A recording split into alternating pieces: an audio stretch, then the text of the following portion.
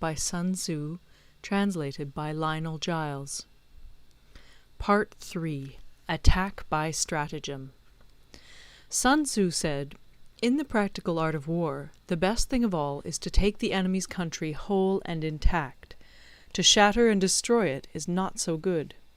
So, too, it is better to recapture an army entire than to destroy it, to capture a regiment, a detachment, or a company entire than to destroy them. Hence, to fight and conquer in all your battles is not supreme excellence. Supreme excellence consists in breaking the enemy's resistance without fighting. Thus, the highest form of generalship is to balk the enemy's plans.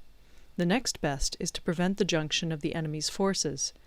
The next in order is to attack the enemy's army in the field. And the worst policy of all is to besiege walled cities. The rule is not to besiege walled cities if it can possibly be avoided. The preparation of mantlets, movable shelters, and various implements of war will take up 3 whole months, and the piling up of mounds against the walls will take 3 months more.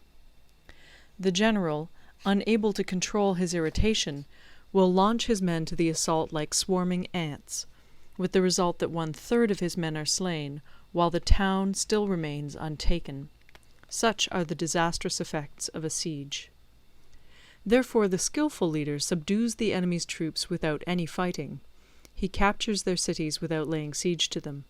He overthrows their kingdom without lengthy operations in the field. With his forces intact, he will dispute the mastery of the empire, and thus, without losing a man, his triumph will be complete. This is the method of attacking by stratagem. It is the rule in war, if our forces are 10 to the enemy's 1, to surround him; if 5 to 1, to attack him; if twice as numerous, to divide our army into 2. If equally matched, we can offer battle; if slightly inferior in numbers, we can avoid the enemy; if quite unequal in every way, we can flee from him. Hence, though an obstinate fight may be made by a small force, in the end it must be captured by the larger force. Now the general is the bulwark of the state. If the bulwark is complete at all points, the state will be strong. If the bulwark is defective, the state will be weak. There are 3 ways in which a ruler can bring misfortune upon his army. 1. By commanding the army to advance or to retreat, being ignorant of the fact that it cannot obey. This is called hobbling the army. 2. By attempting to govern an army in the same way as he administers a kingdom, being ignorant of the conditions which obtain in an army. This causes restlessness in the soldiers' minds. 3.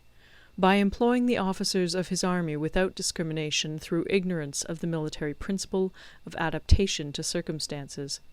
This shakes the confidence of the soldiers.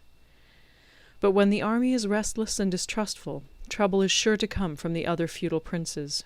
This is simply bringing anarchy into the army, and flinging victory away. Thus we may know that there are 5 essentials for victory. 1. He will win who knows when to fight and when not to fight. 2.